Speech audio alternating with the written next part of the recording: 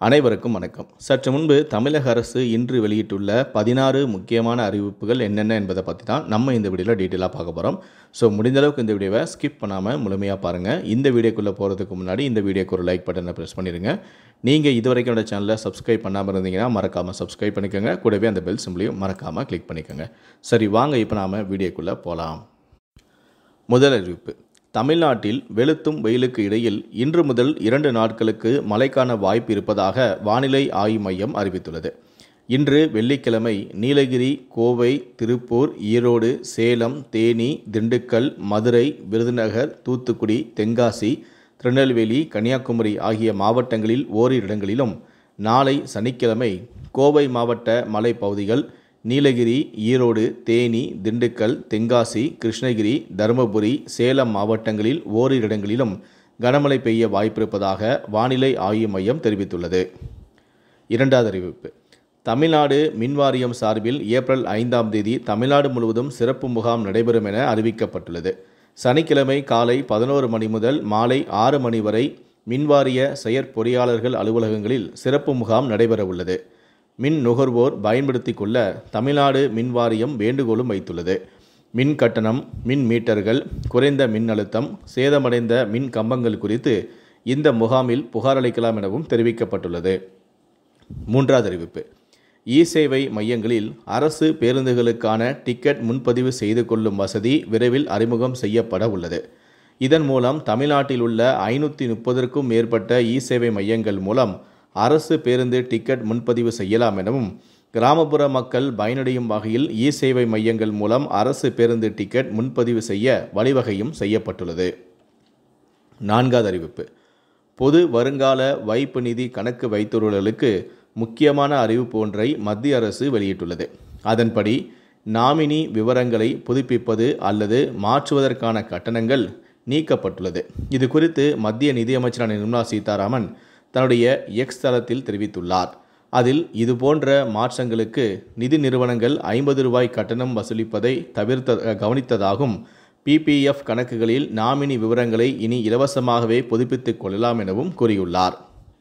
ஐந்தாவது அறிவிப்பு: ராமநாதபுரம் மாவட்டம் உத்தரகோசமங்கை கோவில் குடமுழுக்கை ஒட்டி இன்று ஏப்ரல் 4ஆம் தேதி மாவட்டத்தில் உள்ள பள்ளி மற்றும் கல்லூரிகள் மற்றும் அரசு அலுவலகங்களுக்கு உள்ளூர் விடுமுறை அறிவிக்கப்பட்டுள்ளது.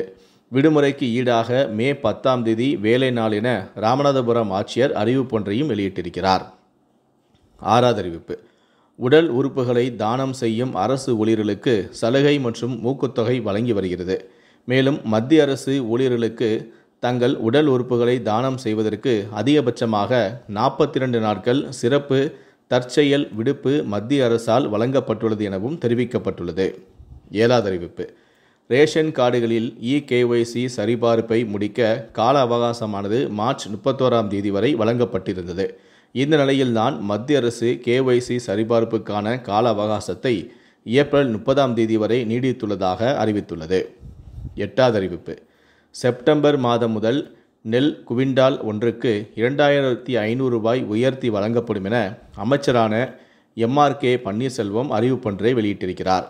மேலும் 25 கோடியில் 7 வேளாண் விரிவாக்க மையம் அமைக்கப்படும் எனவும், நெல்லை மற்றும் கடலூரில் தலா 6 கோடியில் உர தரக்கட்டுப்பாடு அமைக்கப்படும் எனவும், தரமான விதைகள் கிடைக்கும் வகையில் குறுவட்ட அளவில் செயல்படும் மையங்களில் 3 கோடியில் புதிய கட்டடம் கட்டப்படும் எனவும் வேளாண்மை துறை அமைச்சர் அறிவித்தும் இருக்கிறார்.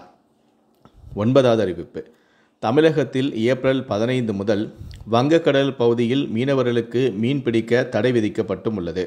ஆழ்கடலில் மீன்கள் இனப்பெருக்கம் செய்ய காரணமாக ஏப்ரல் 15 முதல் ஜூன் 15 வரை 61 நாட்கள் தமிழகத்தின் கிழக்கு கடற்கரை பகுதியான வங்கக்கடலில் விசைப்படகுகளில் மீன்பிடிக்க தடை விதிக்கப்பட்டிருக்கிறது.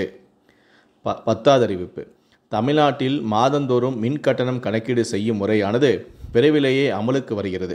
தமிழகத்தில் மொத்தம் 3,04,00,000 லட்சத்துக்கும் அதிகமான மின் இணைப்புகளும் உள்ளன. மாதந்தோறும் மின் நுகர்வை கணக்கீடு செய்யும் முறையானது 6 மாதத்திற்குள் அமல்படுத்த வாய்ப்புள்ளதாக அதிகாரிகள் தகவலும் தெரிவித்துள்ளனர்.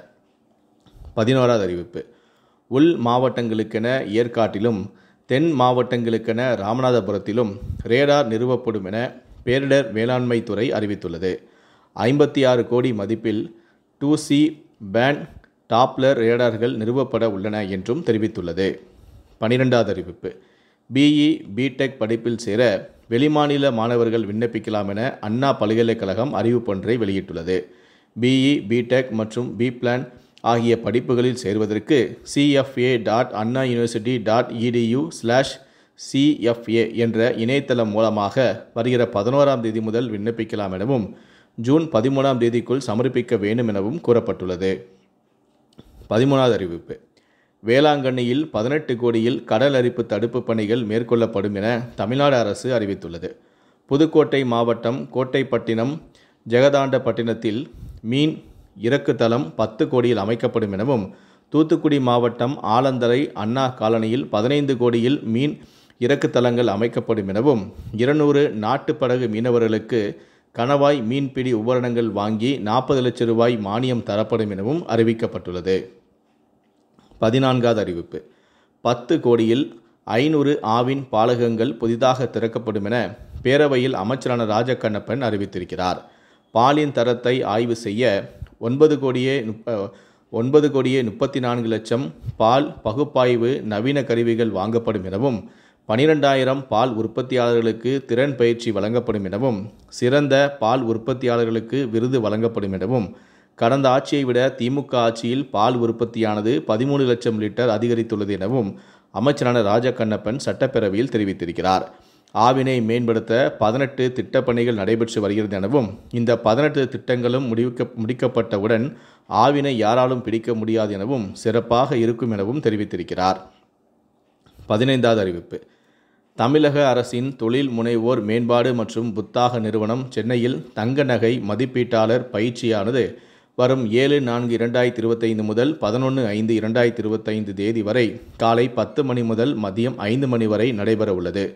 இந்த பயிற்சியில் தங்கம், செம்பு, வெள்ளி, பிளாட்டினம் ஆகிய உலோகத்தரம் அறிதல், உரைக்கல் பயன்படுத்தும் முறை, கேரட் மற்றும் கேரட் தங்கமிலை நிர்ணயிக்கும் முறை, ஆசிட் பயன்படுத்துதல், எடை அளவு இணைப்பான், தங்கம் 999, 916, 85%, 80%, 75% என தரம் அறிதல், ஆபரண கடனுக்கான கணக்கீடு முறை, இரத்தினங்கள் மதிப்பீட்டு முறைகள், ஹால்மார்க் தங்க அணிகலன்கள், ஆபரண வகைகள் மற்றும் போலியான நகைகளை அடையாளம் காணுதல், அதற்கான வழிமுறைகள் ஆகியன இங்கு கற்றுத்தரப்படும் எனவும் கூறப்பட்டுள்ளது. 16வது அறிவிப்பு.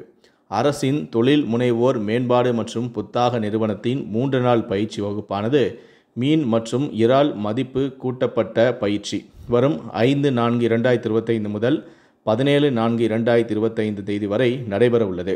பயிற்சி நடைபெறும் இடமானது சமுதாயக்கூடம், உச்சிமேடு, கடலூர் மாவட்டம். இந்த 16 அறிவிப்புகளை பற்றிய உங்களுடைய கருத்துக்கள் என்ன அப்படிங்கிறத கீழே இருக்கக்கூடிய கமெண்ட் செக்ஷனில் மறக்காமல் சொல்லுங்கள். முடிந்தளவுக்கு இந்த வீடியோவை மற்றவங்களுக்கும் ஷேர் பண்ணுங்கள். மேலும் இது போன்ற பல வீடியோக்களை பார்க்கணும் அப்படின்னு நினச்சிங்கன்னா மறக்காமல் நினச்சா நீங்கள் சப்ஸ்கிரைப் பண்ணுங்கள். கூடவே அந்த பெல் சிம்பலையும் மறக்காமல் கிளிக் பண்ணுங்கள். நன்றி, வணக்கம்.